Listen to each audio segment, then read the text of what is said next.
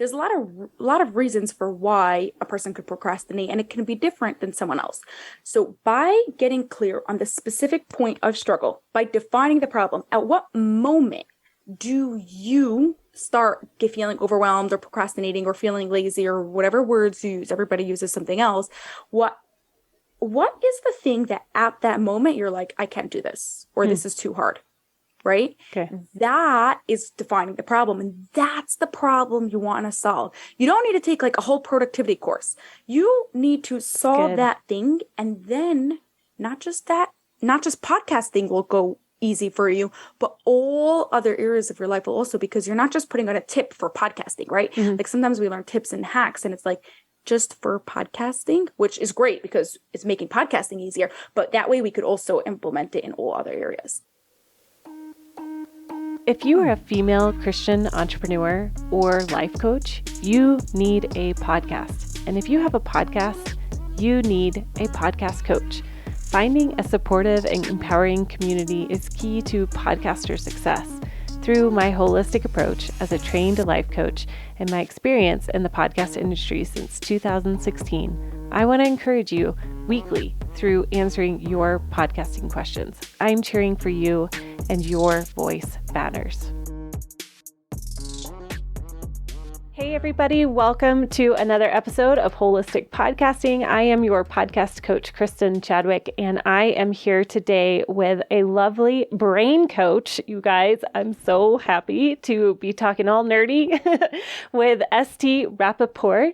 So welcome to the show, and I am so excited to nerd out with you today and really unpack the procrastination that I will start to see with some of my podcasters. And we're going to just really pull the veil back and walk through how we can get past the procrastination. So welcome to the show.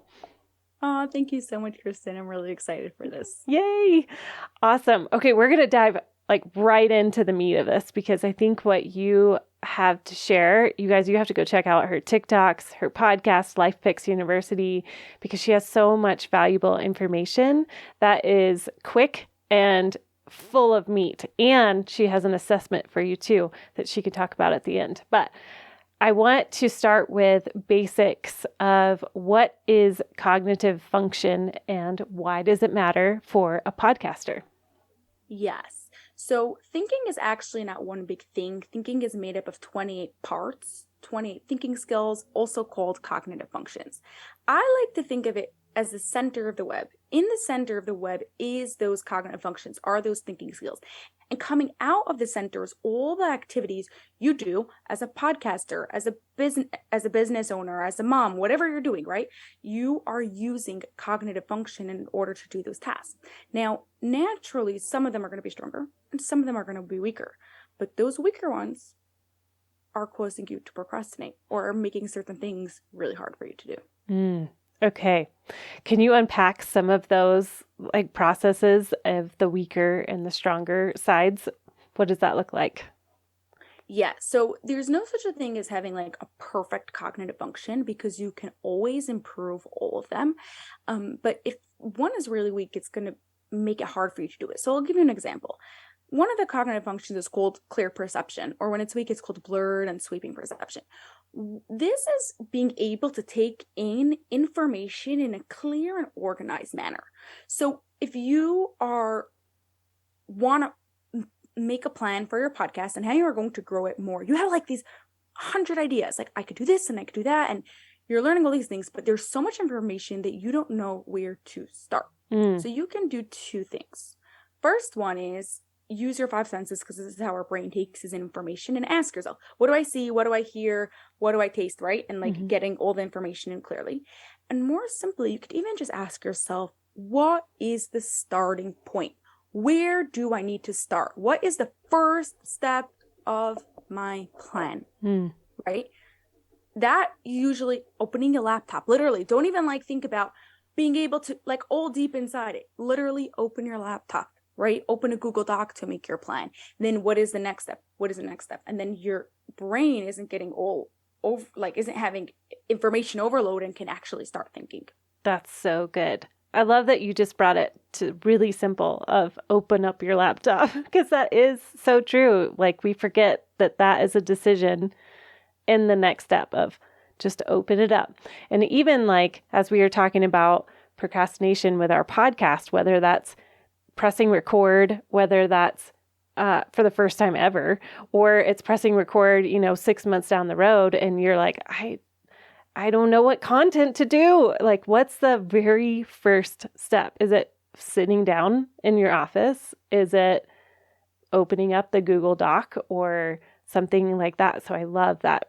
That's good. That's good.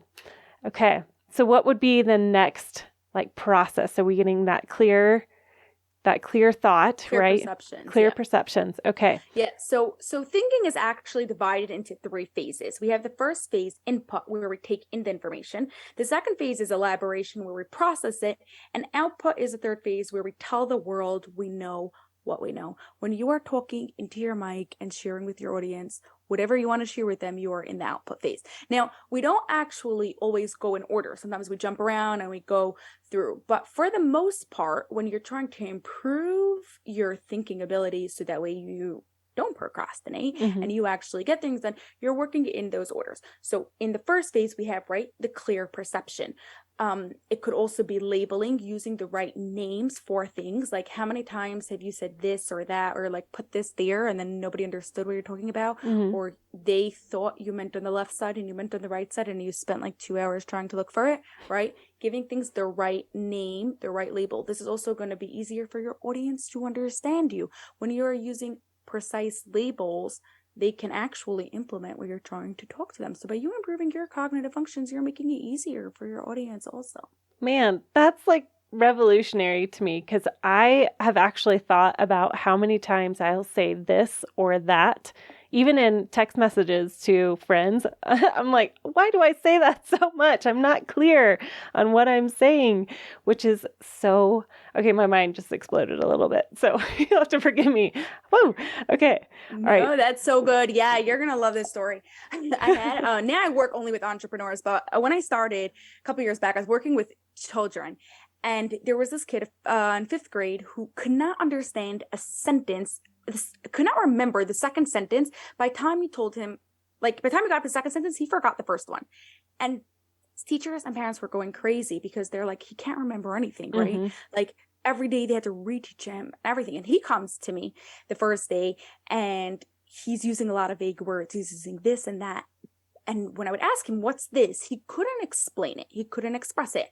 But I knew that he was like pointing and I knew he understood what we were talking about. So I realized we were actually, his weakness wasn't memory. His weakness was actually labels, because his brain didn't put things on labels. It just had a big pot, a big mush. Anytime you told him something, it went into the pot. It didn't get organized and go on labels and then being able to be like pulled out when he needed it. So he couldn't remember, not because he couldn't remember, but he couldn't use the labels in order to express it. So like 2 weeks of doing labeling exercises, he was like totally fine in class because it was that thing that he needed to be able to remember what he needed to remember.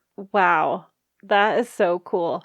And I wish I could just come and sit next to him and be like, please teach me how to do that. Yeah, well, at home, okay, maybe it will take you a bit more than 2 weeks. And 2 weeks is fast. Like, it doesn't usually happen in 2 weeks. But if you're just conscious, like, even just like walk around for 5 minutes in the morning and just like point around things in your house. This is a book. This is a kitchen. This is like, get very specific. You're just going to train your brain to be more conscious about it. And when you start talking and you type this, you're like, hey, is there a different word I can use instead of this? Right. Yes. And it will take a couple weeks, but you'll get there. Soon it'll be natural and you won't think about it anymore. That is amazing. And I just said that, but I really like, you can just take this to even podcasting, because podcasting was not a natural ability for me when I started, and it still is really hard cognitively for me to voice what is going on inside of my brain. And so that right there will be so helpful, just having that clear perception and using that exercise for somebody who is, I always say, like, I'm an internal processor. And so it doesn't come out like how it's going on in my brain. So even this could help a podcaster, including myself, walking around the house and saying, that is a rusty colored blanket, or that is a hairy dog sitting right next to me instead of this or that. That's awesome.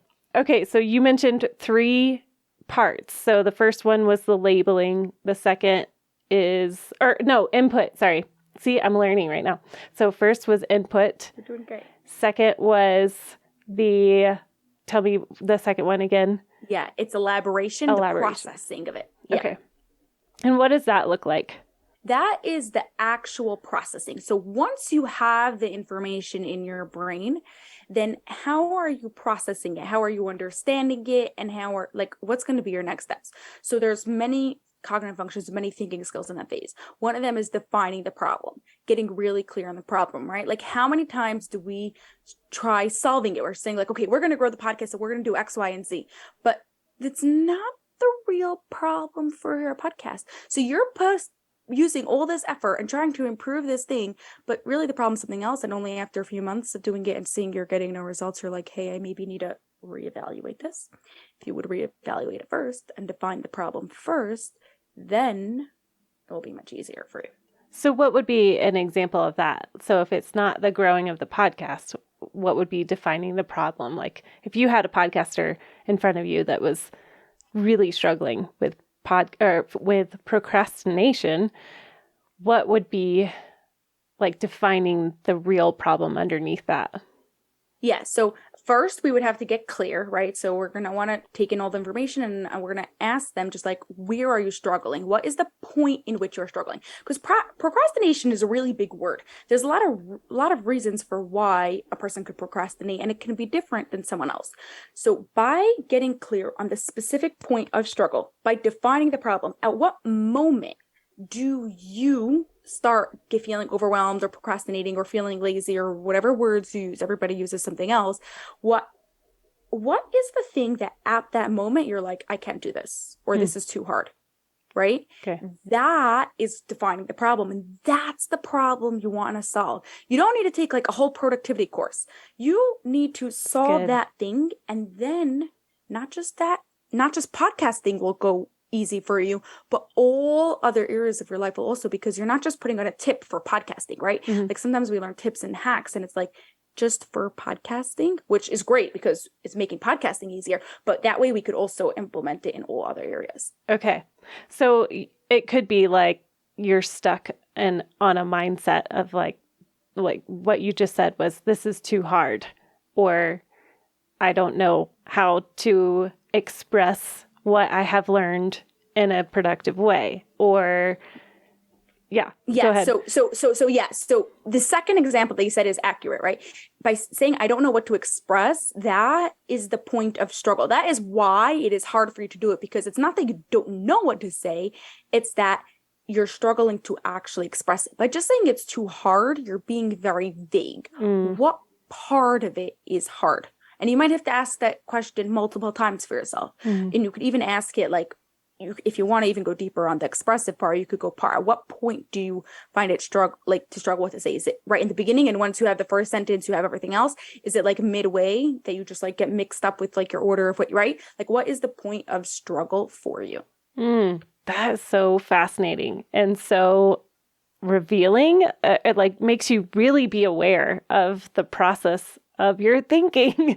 So that is mind-blowing. So I encourage you, this is helpful for me, and I know it's going to be helpful for other podcasters out there to really hone in, like you were saying, on where is that specific moment that you get tripped up of, okay, we're going to dig into that. Okay, so one thing that I struggle with is the third part, is the output.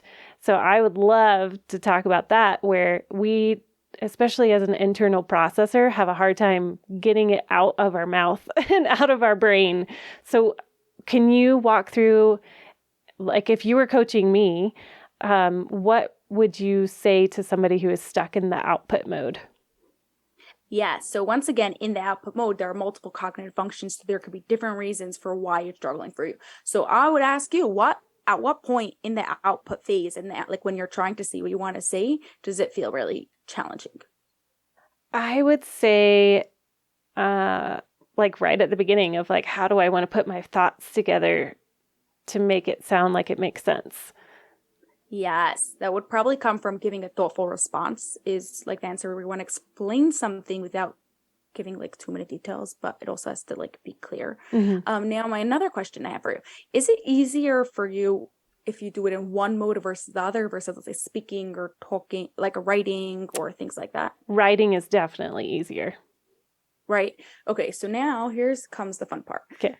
We have what's called short-term strategies and long-term strategies. Okay. Short-term strategies are to help you right now. You need to record a podcast today and you need to be able to express yourself today. So you're going to have a short-term strategy to help you right now express yourself. For this situation, if you have a much easier time writing, what would be like the obvious solution? Write the basic points of your podcast out before you record it because that's much easier for you. Now, this is helpful because it helps us move throughout our day and helps us get the things done. But it's not actually solving the problem of being able to just being able to talk, right? Okay. That is going to come to our long-term strategies where it's going to take more effort to actually implement what we're trying to do, but will eventually make you not need the short-term strategy. Does that make sense? Mm-hmm. Okay. Right? So your long-term strategy would be very conscious about in times where it doesn't make a difference. So when you're not on the mic and you are talking with your family and your friends and it's chilled and it's fine if you mess things up and you say things in a jumble, take a few extra seconds to try to express yourself, to try to see how can I say this in a clear way. So there's no pressure, right? What happens is we have double pressure, one of trying to explain it clearly and two of trying to record the podcast. Mm-hmm. So none of it works. Yeah. When we do it in a chilled way, then by automatically doing that enough times over enough weeks, you'll see that in podcasting will happen much easier. Okay. So practice makes perfect, right? Or I should say practice makes better. And we're, like you said at the beginning, we're always growing in our cognitive abilities. That's so good. Okay. I love that you gave a short-term strategy for those like, well, I have to get this done today. And for anybody who is in that similar boat, the writing, I think, would be helpful for me. So maybe for somebody else, it could be doing a voice memo of like a brief summary of what you want to talk about and then going and pressing record. What would be another strategy for somebody? Yeah, exactly. First of all, I do both of those because giving a thoughtful response is one that personally I'm currently working on. So we're doing this together. But it will really depend on you and on your brain. So some people like to bounce it off with another person because even when they start writing, like they don't actually know, but when they have a conversation, then the person could ask them questions and then it becomes easier. So if you could do it with a friend, sometimes even a child, sometimes that's another one, by the way, like I put them a little bit together, but when you have to teach it to a child, then it makes it clearer and in simple language. Go ahead and do that. Yes. Okay. That's so good. So good. And it makes me think of when I first started my very first podcast, I actually had on my husband because I needed him to ask me questions and process so I could keep going. And there's nothing wrong with that, having a co-host or somebody with you, a friend, to just process through as you're getting used to using that cognitive function, right? Because we all need that process of being able to practice. So that's good. Yeah, that's I love that because that's like such a good example where you use a short-term strategy, right? Like now you don't need him anymore. Right? Yes. I mean, I need him, but you know. Yes, for your podcast in order to express yourself. 100%. Exactly. I'm not taking him away from you. Exactly. Awesome. Okay. So, all right. So we have those 3 places of the input, the elaboration and processing, and the output. Okay. So we have those 3 areas. Is there anything else that you want to hone in on with that, with podcasting? I think there's a big part. I'm sure you probably spoke about this, but I think it's really important to remember the concept of a growth versus a fixed mindset by Carol Dweck. You can totally dive into that because I have not talked about it on this podcast. So yes, go for it. So Carol Dweck was a psychologist in Stanford University and wanted to know what makes a person successful. And she researched many areas like sports and school and lots of things. And she discovered it has nothing to do with IQ, talents, background, or any of the above. It has to do with your mindset. If you have a fixed or a growth mindset. A fixed mindset thinks the way they are is the way they're going to stay forever. And a growth mindset is always learning, always growing, and like learning from their mistakes and trying new things. Now, here's the thing that most people don't always get super clear. Everybody has both a fixed and a growth mindset. If you think of something that you're good at, the only way you became good at it was by having a growth mindset. You practiced tons, you made tons of mistakes, you learned from it, and now you're good at it, and you'll probably keep on getting better at it. Something that you think you just can't do, and you're just like, oh, I just can't sing, or I'm not an artist, you have a fixed mindset about that thing. Now, the question is, do you lean more towards the fixed, or do you lean more towards the growth? When it comes to podcasting, what is it for you? Fixed or growth? It's a good question. That is a good question, because I can say in my own world and coaching clients, when I hear somebody say, oh, I'm just not good at speaking, that immediately in my own life will shut me down and I won't talk. And then with other clients that have really struggled with using their voice, I can definitely hear either that fixed mindset or the growth one. And I love to dig into those little moments where they're struggling to get that voice out. And you can almost bet there is some sort of fixed mindset of, I'm just not good at articulating what's going on inside my head. And, yes. Okay. Keep going. I love it. Oh, yeah.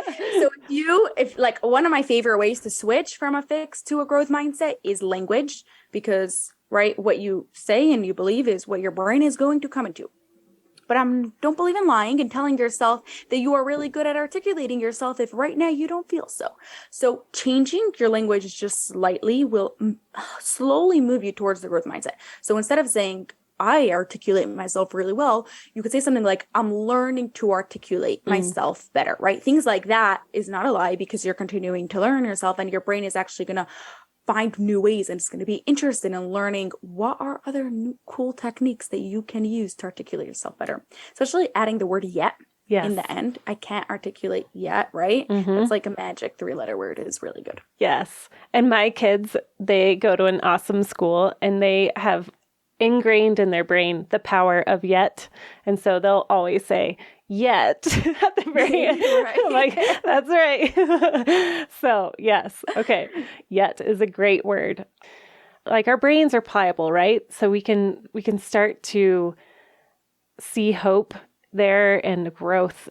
Oh yeah. Oh my goodness. Right. Like neuroplasticity. Actually, the person that discovered these 28 cognitive functions, Professor Ruben Forrestein, back when he discovered them in like the 50s or so, people didn't believe in neuroplasticity. Like, it was a term already, but it wasn't very acceptable. And a lot of people like disapproved of his work. But to like the 1900s or even the early 2000s, like it became a thing when they're like, hey, you actually grow dendrites, parts of your, like in your brain, and your brain is changing. And then like now in the recent years, it's like, we actually grow whole neurons, not just dendrites. And people are like, no, it's not a thing. I'm like, yes, this pattern is repeating itself. So just know that no matter how old you are, no matter what diagnosis you have, you can always improve your cognitive function.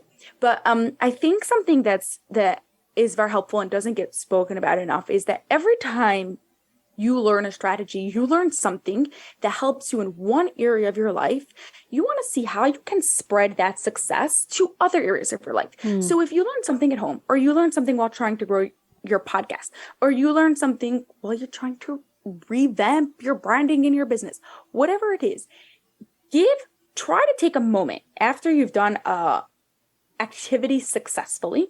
Okay, you just recorded a podcast episode and it like you feel good, it went good. Take one extra second, like literally, it doesn't have to take long, to think of what was the specific action that helped you do it well. Because there are a lot of little things that you are doing to record the podcast. You are getting your mic, you are taking out your notes, right? Like, did you write notes before? Or are you writing them afterwards, right? Like all those things. What that specific action, you then take that strategy and give that strategy a name.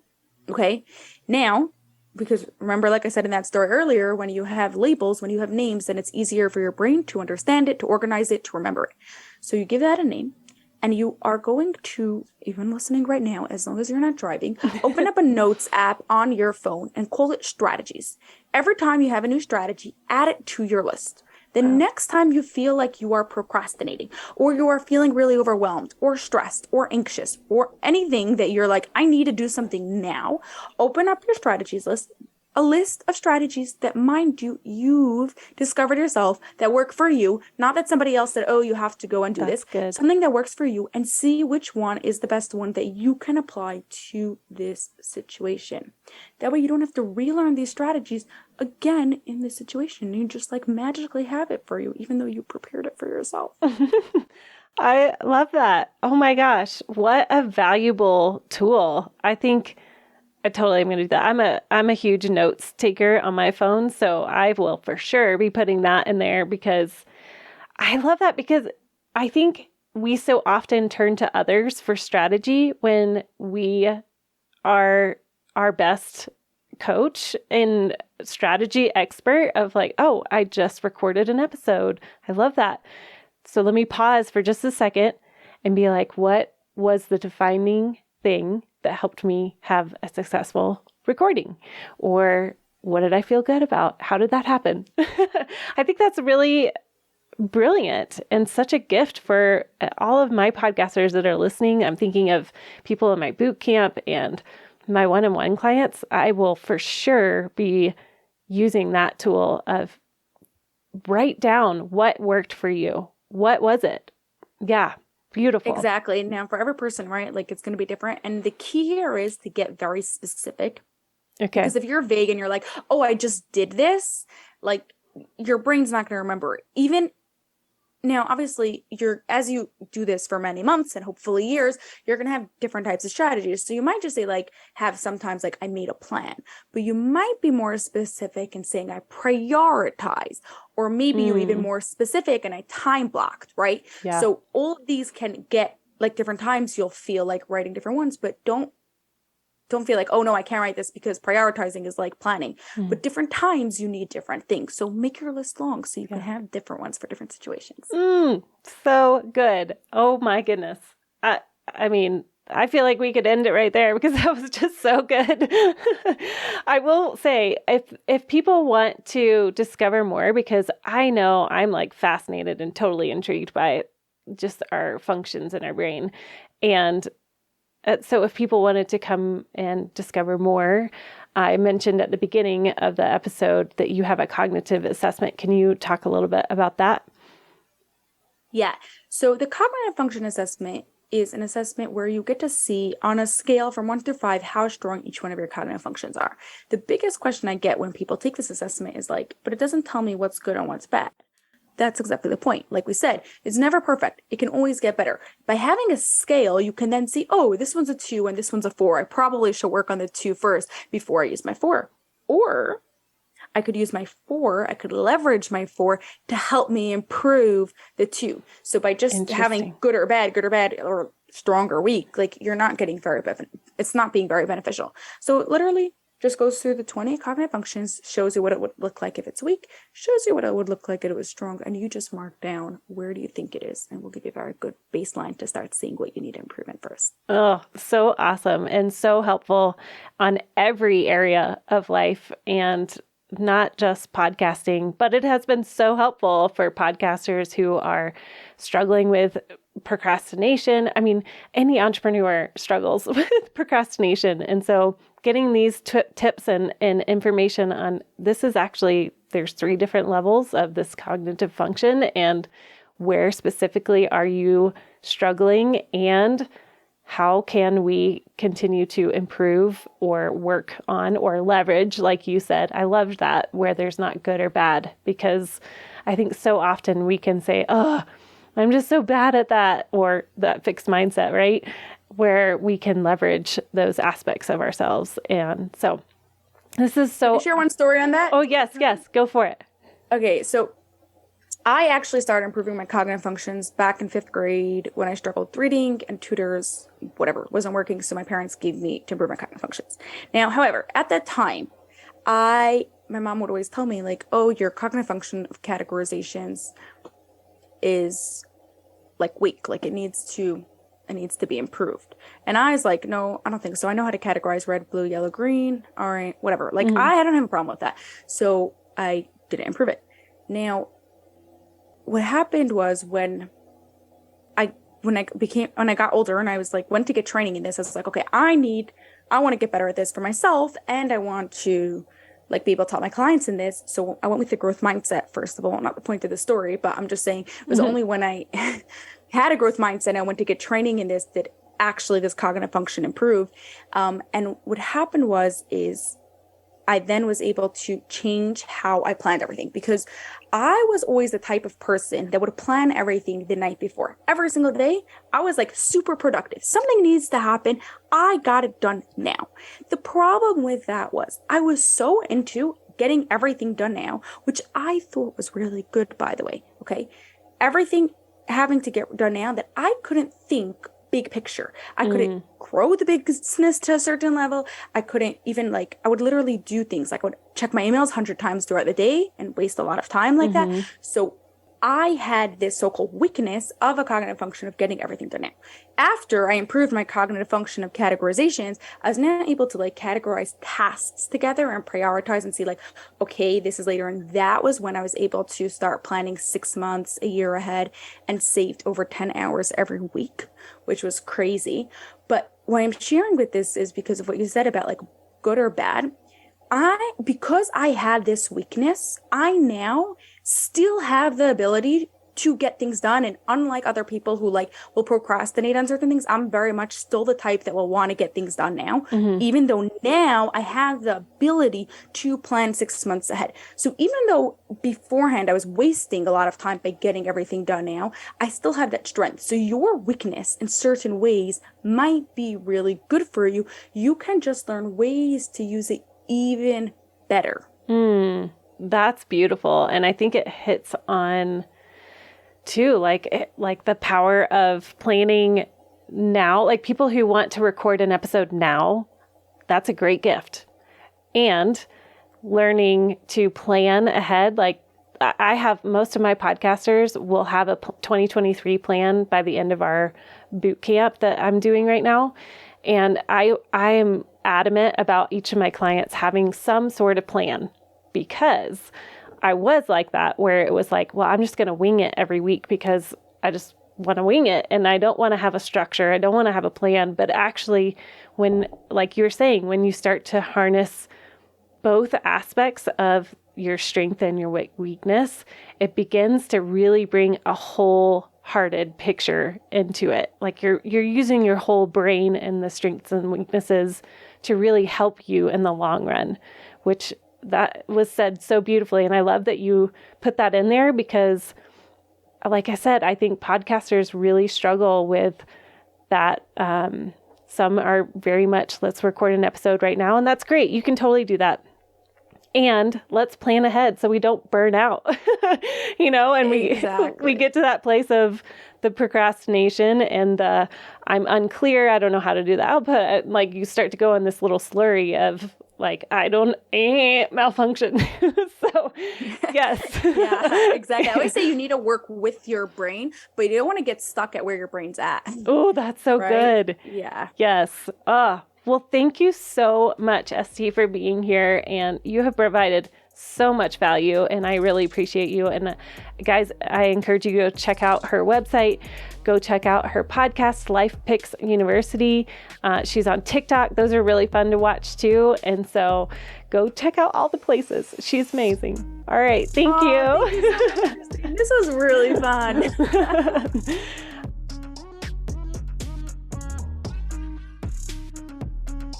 Hey, thanks for listening today.